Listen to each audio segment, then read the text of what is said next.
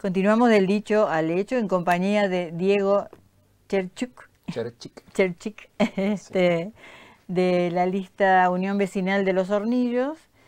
Em, ¿Podrías contarnos así un pantallazo de cómo está Los Hornillos en cuanto a propuestas? Y en los hornillos se da muy fuertemente algo de lo que veníamos hablando, que tiene que ver con el descontento general que hay en la sociedad para la manera en la que se viene haciendo política, ¿no? La falta de representatividad en quienes conducen los diferentes espacios. Eso ha provocado que en los hornillos hoy haya 7 listas disputando electoralmente. Eh, Muchas de ellas desprendimientos de las listas que venían tradicionalmente jugando en lo electoral en esa localidad.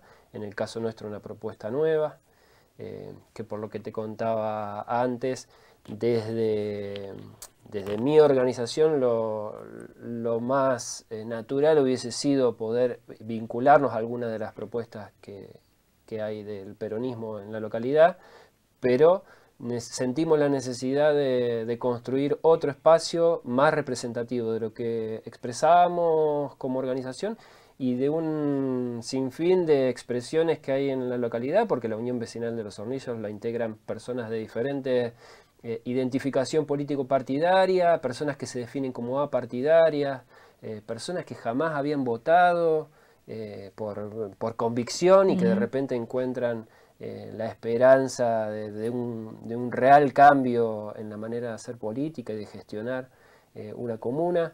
Eh, Así que el escenario un poco es eso, muchas listas como síntoma de ese descontento.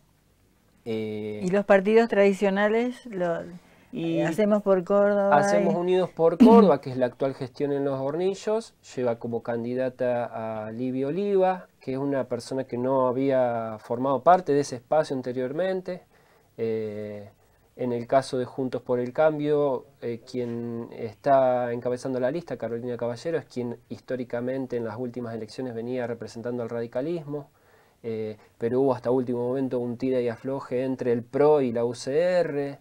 eh, Hay parte del armado de la UCR tradicional que ha armado juego con otra lista, con el sello de Unión Vecinal, Encuentro Vecinal Córdoba. Eh, Hay una expresión nueva también, una alianza local que es nueva incluso hasta quien encabeza, es una persona recién mudada a Los Hornillos. Entonces es un escenario bastante confuso en algunos aspectos, estos síntomas de la necesidad de que algo cambie. Ojalá uno celebra, digamos, que haya mucha gente dispuesta a ponerle el cuerpo a un proyecto político, eso es bueno, es para destacar. No es fácil encontrar gente con disposición a integrar una lista y asumir una gestión. Sería malo que eso, al asumir alguno, el resto de las listas no se involucre acompañando la gestión, con crítica constructiva, obviamente. Nada, apuntamos a que gane quien gane, el resto de las fuerzas puedan acompañar, ¿no? ¿Cómo, cómo surgen los líderes? ¿Cómo se lidera un sector? Y ahí me tengo que remitir a la fuente. Yo creo que si alguien en nuestro país nos ha enseñado sobre conducción política fue Perón, y Perón describía muy bien ese rol. No es un rol que se aprenda, no es un rol que se enseñe, no es un rol que uno pueda, eh, digamos, aprender. Si bien uno puede ir aprendiendo cosas que le pueden servir de herramienta, uno tiene que sentir la necesidad y la convicción de conducir políticamente a un grupo de personas, y ese grupo de personas tiene que sentir la necesidad de ser conducida y aceptar esa conducción política. Es, es algo bastante complejo, pero que yo lo asemejo más a un oficio, no sé, a un arte. Eh, Nada, tiene que ir dándose naturalmente. Cuando se fuerza pasan estas cosas que venimos describiendo. Personas que no sienten la conducción política de alguna referencia y entonces buscan alternativas, buscan otras personas, buscan construir otros espacios. Yo creo que un poco es por ahí. ¿La Argentina sigue produciendo líderes o ya quedan en el camino? Sí, yo no sé si lo pondría en términos de producir. Yo creo que van surgiendo, obviamente, eh, el contexto y las influencias, más que influencias, lo que uno refleja en quienes conducen. Hoy por hoy, tal vez en Argentina, quien expresa mejor la figura de conducción política, al menos para mí, y a pesar de todo, hoy por hoy es Cristina Kirchner. Es un cuadro político inmenso y tiene una capacidad de conducción muy grande.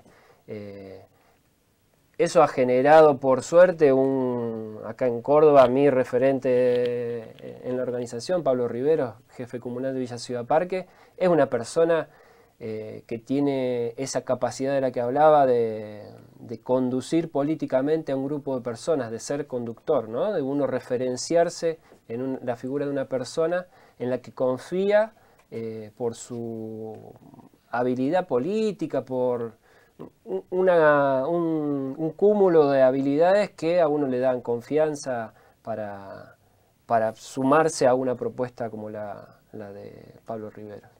El trabajo tuyo está muy conectado con todo este movimiento, ¿no? De la Martín Fierro, del Partido Verde que se originó, ¿no? Por ahí. Mira, acá en Tras la Sierra particularmente formo parte de un grupo de compañeros y compañeras que desde hace casi 2 décadas vienen en diferentes expresiones, desde lo cultural, desde lo productivo, eh, haciendo política desde lo social, digamos, ¿no? O sea, Desde la organización. transformando nuestras comunidades más en tono social, reivindicativo en algunos casos, sin encontrar durante todo ese tiempo una representación política, ¿no? Alguien que desde la gestión, desde el Estado, represente lo que uno demanda.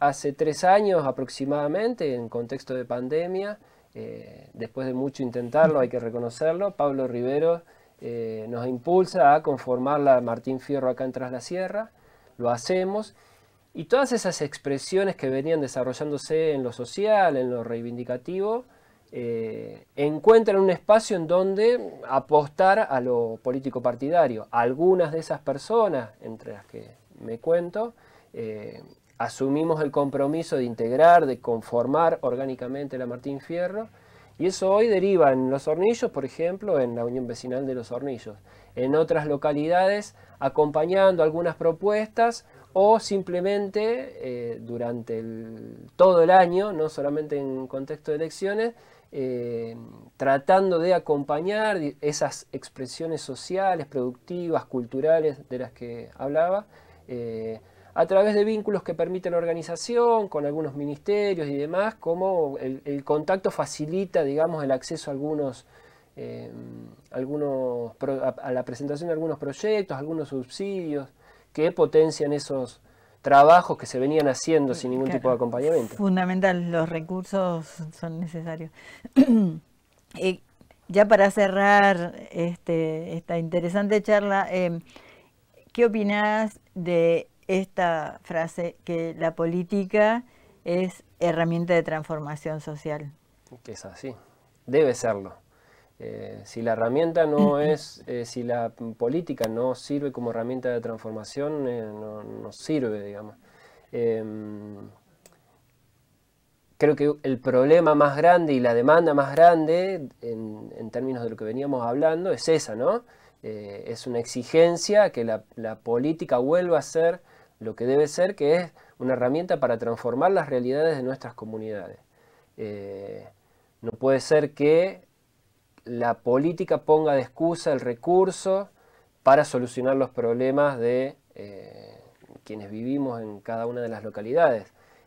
Si identificamos una necesidad, una problemática, tenemos que darle solución, y esa solución la encontramos a través de la política, sin duda. Muy bien, y la organización. Tal cual. Gracias por haber venido. Gracias a ustedes Nos por el espacio. veremos en el transcurso de este camino, y es bueno jóvenes que apuestan todavía por la política y por democratizar la política partidaria además. Bien. Bueno, tenemos la columna de Derechos Humanos que está a cargo de la doctora Adriana Bruno. Interesante también, te invito a que la compartamos. Gracias por haber venido. Gracias a ustedes.